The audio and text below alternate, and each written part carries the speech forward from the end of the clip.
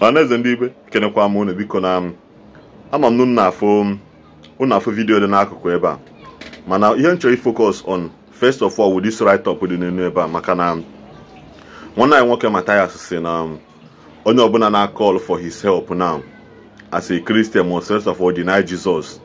You deny Jesus with public video. He made the video, upload it on your social media, or he made the video he post here, tag your picture there where you can deny Yana Jesus, and you have to confess how fake Jesus is, so that according to him, we're not just a beacon. Akuna afugo can the over on the Arab Melihan one ndo chana we again jihad. Can madu say promote jihad? Can madu say promote here because now if I go back to anybody belong to another religion, near Hana and Eliaka. If you have Ndi Igbo no Bodo, so Bodom the Muslim, Ndi Igbo no Chadia. Ndi Arab, what can the Arab say? Potana say, Ndobo Nande Nigeria Batazinabeha, other African country Batazinabeha, Una Sena Hana Equihoz. But this is exactly what you are doing now. Okay, in Equia Makaso Christians, what happens to Igbo Muslims? Ndi Igbo Muslim. Imana. In maka Christianity, you cannot see 1/4 of it maka Muslim. So somebody like Harrison now, if boy have for case now, name a case police brutality now, or na alleging he want to fight for your right.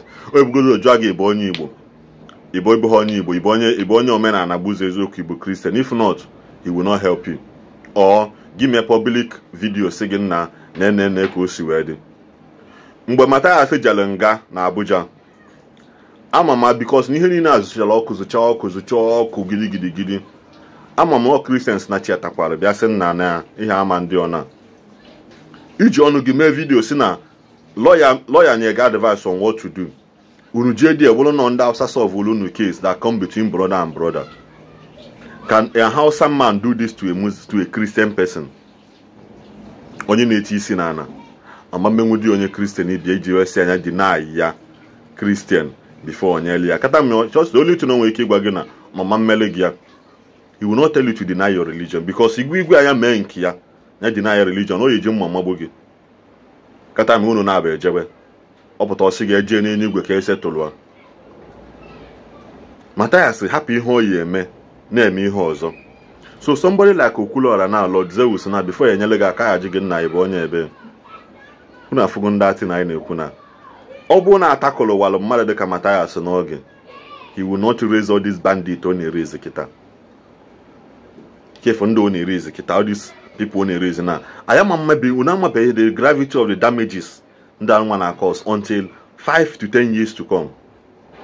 By then all these people this offspring and unda apecha mpegite etonitego they can be able to speak. Ndi the 10 years kite ilona 20 ndi the 5 ilona 15 10, 12, 16. Back he afforded the gravity of the damage this young man has caused in the society. Now this video the n'akụkụ ebe akịta anụnwa. Ihe anụnwa bụ video ndị over 222 Boko Haram members ejide. Onwere onye kwulu okwu maka isi ọ na-akpolu ha because na ha repent go kpolu ha na ti n'ime army. Hapụ ha ti ya n'ime ndị army.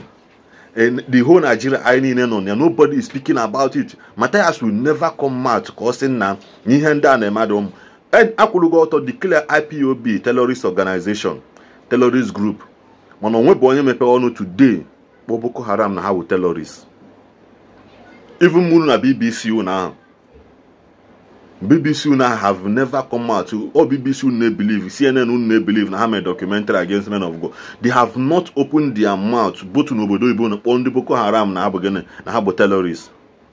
Or when you go any IPOB repented person aye enwete na si okay na maka isi ni repent go ka iti gi na ame. Ihe na-eme every time na n'ugwu. Anweke na ha me he take after some people now. See okay na ha will repented Boko Haram members ewele ha Tina Force, Police, Air Force, Army, Navy, all those strategic places. Nda ne recruit gene ndị ya nọrọ hog in case na onwe ka ihe siwede na Nigeria. Now that the strategy nda nwa ji aga.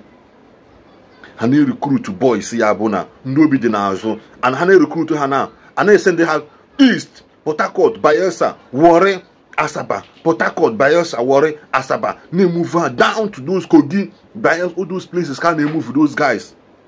Because on where alone are not. And they move here back, now matter location, now matter strategic points, now matter weak points, now matter ebaya na camp. Nobody is saying anything. Na Nigeria, keki ovu n'obodo ndị ọcha, imakwane onye ọbụla repent go n'obodo ndị ọcha, you will be forced to pay for your crime because they check your data for now. Onye enweghị one or two things added against you before. You'll be forced to pay. That's why the fact you repented. You go through rehabilitation. You go through rehab first. Akuzi wele one or two how to obey the law. Manaka nwero nothing. Hacha na have repented. Auna akikwa wechele ha Igbo ni mame. Mmadụ isi dị mma pụta post ihe anụ na social media agbo ya nkịtị. Maka gịnị freedom of speech dị. Emechevu na freedom after speech dị very very expensive. Ihe a religious crisis ka nwoke a na-achọ ibido, but you guys are not seeing it this way. So Mathias na-ele ana, ị na-ele ana, biko n'udo onye ọbụla bụ Christian, don't buy anything ban n'aka Mathias. Go and look for a fellow Christian and patronize. On na-alụ taya, ọ na-alụ tipa, ọ na-eme nke, don't patronize him again.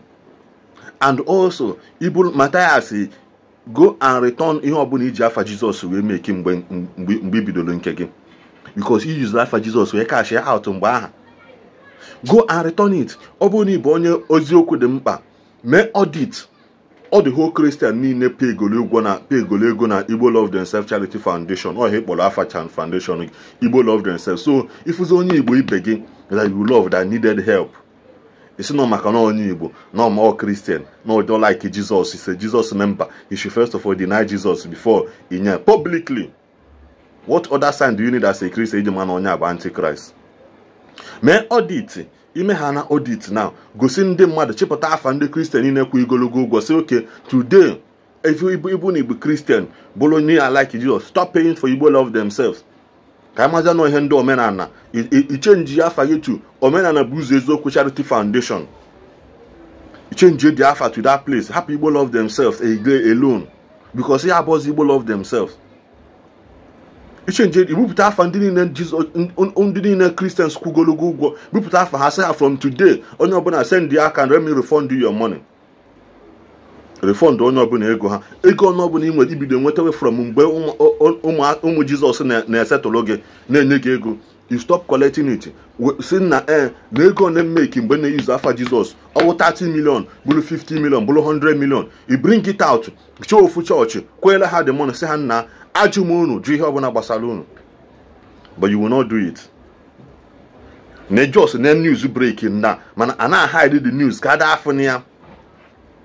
Even your fellow your NTA will not show you this one.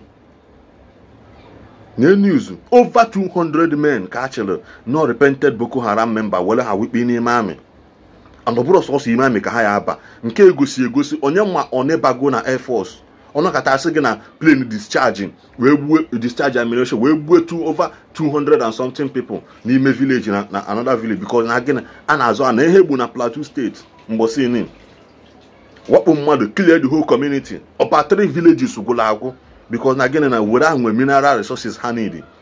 Where are those army and those soldiers in on a checkpoint ebe? Where are they? Have they carry out their assignment over 4 hours assignment? The chain and ga clear umuazi father and mother pum, because that village will go. Ibia be post your rubbish. Ibia be post we agbage nkete. O metal bulu akwe fo mmili anu ina-egwu. O oversabi me azu. Oversabi bi he mela azu ka ji na na mmili, not knowing no mmili ahụ nọ n'ime ya be ha eji we si ya.